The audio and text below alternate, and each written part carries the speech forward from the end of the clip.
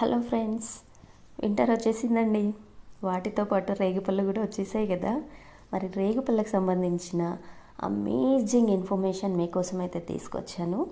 ఈ రేగుపళ్ళు మనకి డిసెంబర్, జనవరి అంటే వింటర్ సీజన్లో ఎక్కువగా న్యాచురల్గా వచ్చే ఫ్రూట్స్ అయితే ఈ సీజన్లో వస్తాయి. ఏది ఫ్రూట్ అయినా, ఏ వెజిటబుల్ అయినా సరే మనం సీజనల్గా వచ్చేటివి తీసుకున్నట్లయితే మనకి వాటిలో ఉండే ప్రాపర్టీస్ న్యాచురల్గా బాడీ అబ్జర్వ్ చేసుకుంటుంది. అంతేకాని 24 అవర్స్ అంటే సీజన్తో సంబంధం లేకుండా 365 డేస్ మార్కెట్లో దొరికే కొన్ని ఫ్రూట్స్ ఉన్నాయి కదండి, హైబ్రిడ్ ఫ్రూట్స్.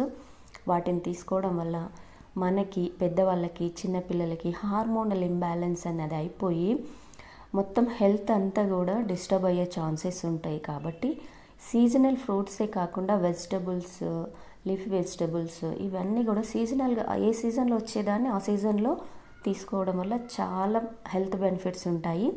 స్పెషల్గా ఈ రేగుపళ్ళలో సాల్ట్ కంటెంట్ తక్కువగా ఉండి పొటాషియం ఎక్కువగా ఉండడం వల్ల బ్లడ్ ప్రెషర్ని ఇది కంట్రోల్ చేస్తుంది. కాబట్టి దీన్ని బీపీ పేషెంట్స్ కూడా తీసుకోవచ్చు.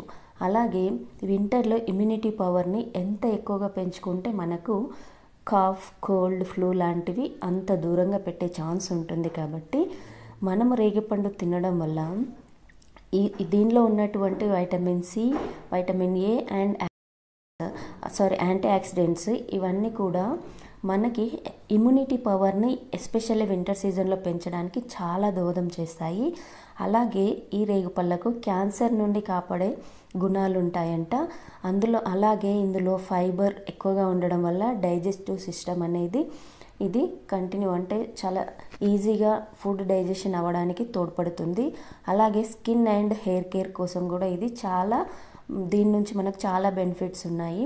స్కిన్ విధంగా చూసుకుంటే మనకు పింపుల్స్ రాకుండా, అలాగే స్కిన్ లోపల వచ్చేటువంటి స్కిన్ డిసీజ్ అయిన ఎగ్జిమా నుండి కూడా ఇది కాపాడుతుంది. అలాగే ఏజ్ రిడక్షన్ కూడా చేస్తుందండి, చర్మంపై ముడతలు రాకుండా.